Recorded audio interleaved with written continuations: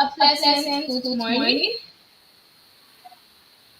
good evening, good afternoon, wherever you are watching us from. We have online TV, and this is when we bring you the delayed edition of Inside the Print Media. So this morning, we're gonna be talking about we're gonna be bringing you information on the headlines of our news papers in studio. But before then, let me just brief you of all of our newspapers in studio. We have the Daily Observer newspaper. We have the Front Page Africa newspaper. We have the Hot Pepper newspaper. We have the New Dawn newspaper and our international source. So our international source for today is the ABC News. So let's take a short break. When we get back, I'll fill you in on all of the headlines and the news in details. My name is Rekna Farshpa and I am your representative on the daily edition of Inside the Wind. Please stay with me.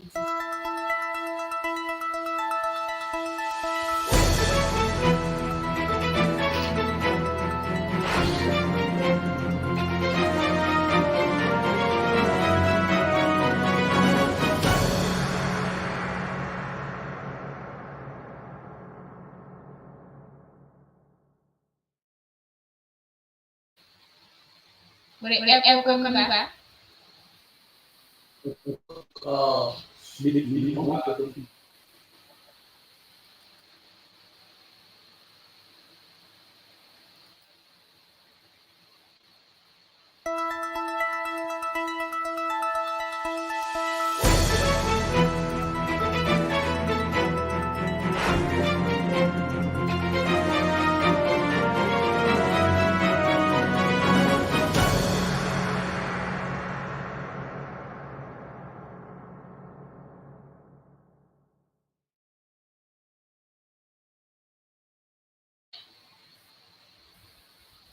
Okay, welcome back, folks. Welcome back to the daily edition of Inside the Print Media. And of course, I am your presenter here. My name is Wetrina Sipa. I'm here this morning with my co-presenter. His name is and we are here this morning to bring information concerning our country, Liberia, and the world. So this morning we're going to be bringing you headlines, firstly from the Daily Observer newspaper. So the first headline reads, over 100 at-risk youth opt for rehab. Over 100 at-risk youth have been selected for rehab. So the news in details read, the government of Liberia through the National Steering Committee for the at-risk youth program has started the recruitment and subsequent rehabilitation of scores of at-risk youth known as SILGOs. The voluntary recruitment process, which began on August 21st, has witnessed 105 raped youth being documented. According to a release issued under the signature of Deputy Information Minister Jalawa A. Tompo, a member of the technical working group for the program, the disadvantaged youth voluntarily came from the Parham building on Center Street and around Invisible Park communities in Singham.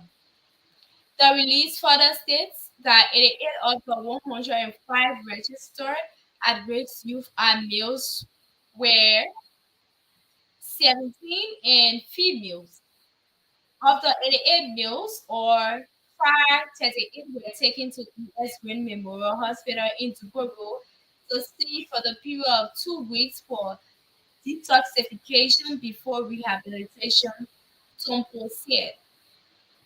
At the start of the recruitment, Minister Zoka Wilson, who is the national chairman of the steering committee, said the move is in fulfillment of the government's commitment to rehabilitate at-risk youth from the streets. Wilson described that the start of the at-risk youth program as a boost intended to detoxify and reunite the young people in society and make them more productive citizens. It can be recalled that on June 30th, 2022, the government of Liberia, in collaboration with the UN system in Liberia, launched the Outbreaks Youth Program intended to address, tackle, and take youthful Liberians who are addicted to drugs from the street. With this being read out, we move over to another under the Daily Observer newspaper. One of the headline reads, ECOWAS to keep military option open for Niger crisis. ECOWAS to keep military option open for Niger crisis. The decision of head of state and government to activate the clause providing for the application of legitimate force in Niger was reached only after due consideration of how political dialogue alone has unfortunately failed to deter coup plotters in the region. The presidents in Mali, Guinea, and Burkina Faso, according to Toure, are unsettling the underlying the reason why ECOWAS was was obligated to take such a hard but legitimate stance backed by the ECOWAS Community Law, which I must stress again was subscribed to or by all the members of the state, including Niger. He added that in the interim, the region is imploring other elements of its instruments and engaging with the military authorities as when and how can be attested to by the several missions that have been fielded to the country in the joint efforts with partners including African Union and UN. The region is hopeful that those diplomatic efforts will yield the desired outcomes and make the deployment of the force unnecessary, Sure added. I am glad to report that the most recent mission was received by the president of CNSP, the prime minister, and members of the CNSP. The mission also saw President Bozwan the coup in Nigeria as a strategy for our regional efforts at consolidating democracy after the political crisis of the 90s, as exemplified by the civil wars in Liberia and Sierra Leone. So this is how we turn over for our news headlines and news and details from Pierre Lemon Toka, who will fill us in with the Thank you for connecting for our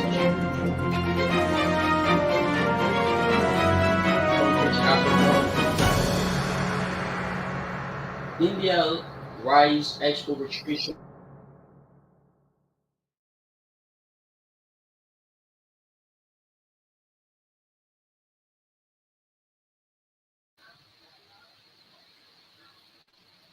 Rice consumption constitutes over 20% of Liberia's total food intake, provides a major share of added calories in food, and commands approximately 15% of an average household expenditure. The intricate interplay of supply, demand, and pricing dynamics cannot be overstated. Last month, India caught buyers off guard by implementing a ban on the export of commonly consumed non-cosmetic white rice, which came after a ban on broken rice export the previous year. In the latest economic update report on Liberia, Kapiha Moban, acting World Bank country director for Liberia, said food insecurity,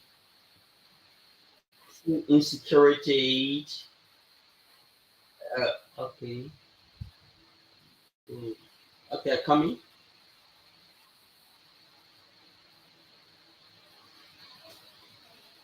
So we will just continue with the news on newspaper. The headline reads, Westerners assures we are of one round victory.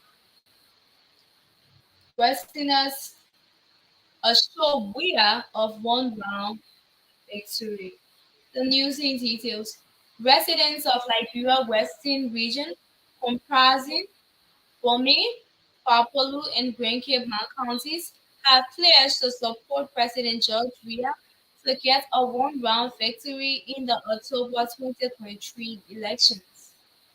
Mr. Weah is seeking re-election for another six-year term against 19 rivals. Western Region Coordinator and Bowling County Senator Edwin Melvin Snow led President Weah and his entourage to a series of town hall meetings and interactions with supporters in the counties.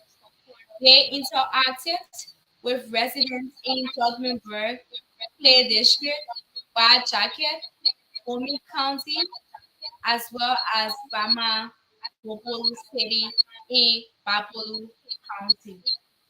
They also interacted with residents in Cindy, Robertsport, and Cape Mount County. In response, President Weah hailed the people of the region for the confidence reposed in him. Mr. Weah pledged his government's unwavering commitment to improving the lives and livelihoods of the people. He also guaranteed them more development if he is re-elected. Give me my second term, let me finish my work. And I promise I won't let you down. If you cannot trust anyone, you can trust me. I am your developmental president, Ria. I talk and do, Mr. Ria pleaded. He promised to prioritize pavement of the Bobolo Road, more development to Grand Cape Mount and Bomi counties, and overall development of the region under his second term. Date. So this is how we proceed with another headline under the New Dawn newspaper. Scrap extreme abortion section in public health bill. Scrap extreme abortion section in public health bill. The Liberian government is facing growing pressure to remove the section of the public health bill that is estimated will lead to 40,000 babies being aborted in Liberia each year. A number of senators have received a flood of correspondence from members of the public who are deeply concerned by the radical proposed change to abortion legislation in Liberia. The public health bill, which includes the extreme abortion provision, is currently before the Senate. Members of the public throughout Liberia are being encouraged to visit www.stopabortionliberia.com to ask their senators to ensure the extreme abortion section be removed from the bill. Under Liberia's current law, abortion is allowed in exceptional circumstances where the mother's life is at risk, rape, incest, felonious intercourse, and disabilities of the fetus. These are rare situations. The abortion section in the public health bill will scrap Liberia's current abortion law and replace it with an extreme law that allows abortion for no reason on demand up to when the baby in the womb is at 14 weeks gestation. It has been estimated that this change from allowing abortion in exceptional circumstances to allowing abortion on demand will lead to the lives of 40,000 babies being lost to abortion in Liberia every single year. This is a conservative estimate that actual number could be much higher. So we'll take a short break again. Folks, when we get back, I'll bring you information from the Hot Pepper newspaper. But until then, I am your presenter here on the daily edition of Inside the Queen Media. And I'm saying happy Tuesday to you. May God bless your hustle as you go about another day. Please stay with me as I take this short break. When I get back, I fill you in from the Hot Pepper newspaper as it relates to the headline in the news in details.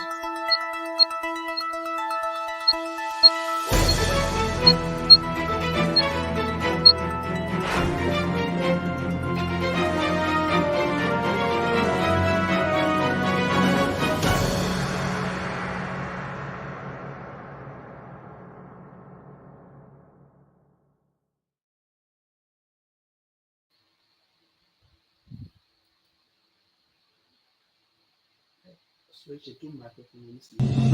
Focal TV, bringing you innovation to broadcasting, news, views, comments, and analysis of issues happening in Liberia and the rest of the world. Focal TV, with check and balance, we break it as it unfolds. Focal TV, bringing you face to face with newsmakers in town. Focal TV, the best online platform in broadcasting. Focal TV, located at Topo Village, Somalia Drive, Liberia.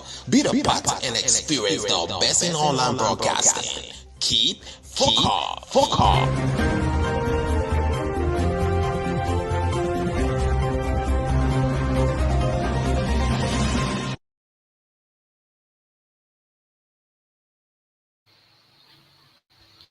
Okay, folks, welcome back again.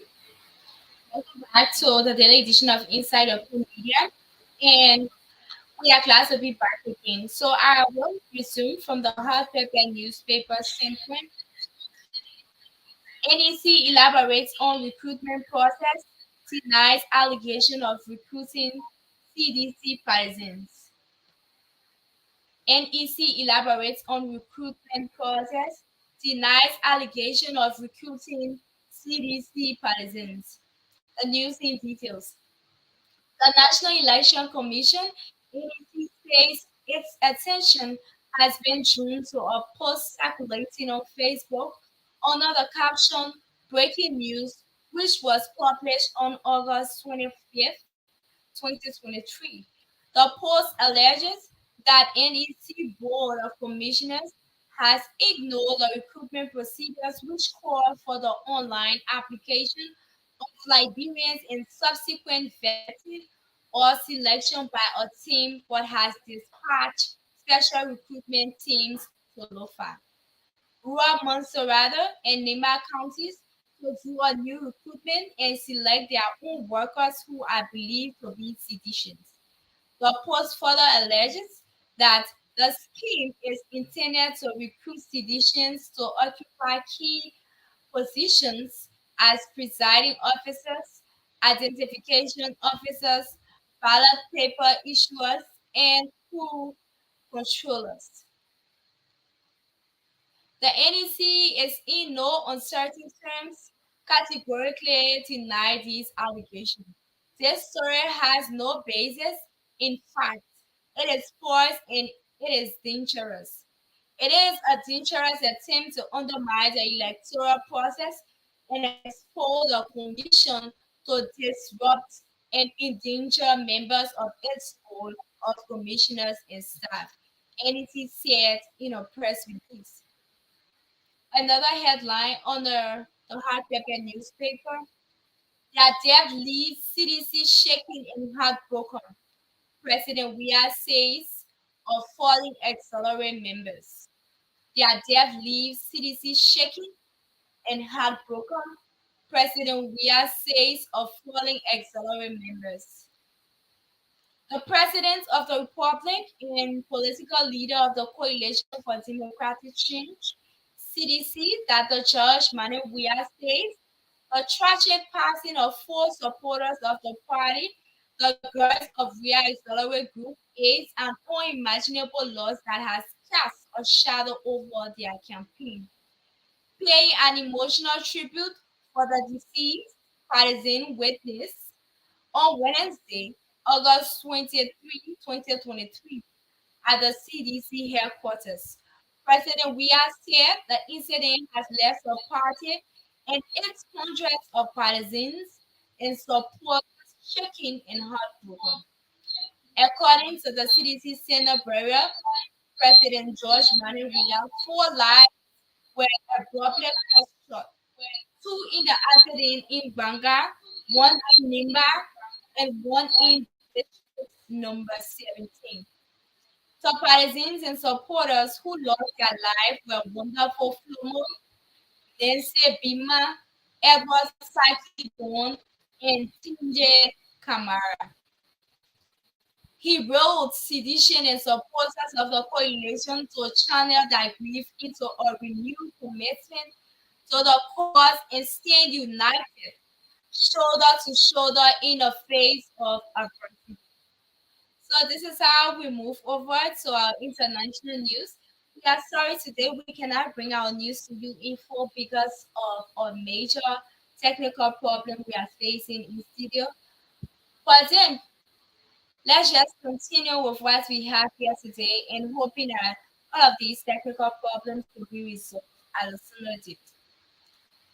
So this particular news is coming from our international source, and our international source for today is the ABC News. One of the headline reads: College fatally shot in South Carolina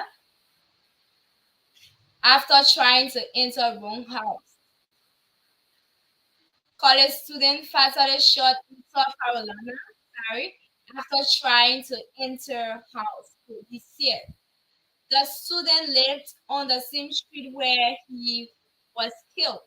Police said a 20-year-old University of South Carolina student was fatally shot Saturday when he accidentally tried to enter the wrong house on the street where he lived and was mistaken for a burglar, according to the police. The student was identified as Nicholas Anthony Donoforio, according to the Richland County, South Carolina Coroner Office. Donoforio was from Connecticut and had just said his sophomore year last week at the University School officials there. Donoforio was shot to death early Saturday at a home several blocks from the University of South Carolina in southeast Columbia, the state capital, according to a statement from the from Columbiana Police Department. The shooting unfolded just before 2 a.m. on the street where Donoforio lived, police said. And this case is still under investigation as police are still gathering more evidence. This is how we close down on all of our news segment for today, hoping that all of our problems, our technical problems, can be resolved to bring a better broadcasting to all of our viewers out there. But with this being read out, thanks for joining us. We appreciate your effort. And I'll be back again, hopefully back as space tomorrow if all of our issues are resolved. Thanks so much, and I appreciate you for joining us. And I love you to all of my viewers. Thanks again.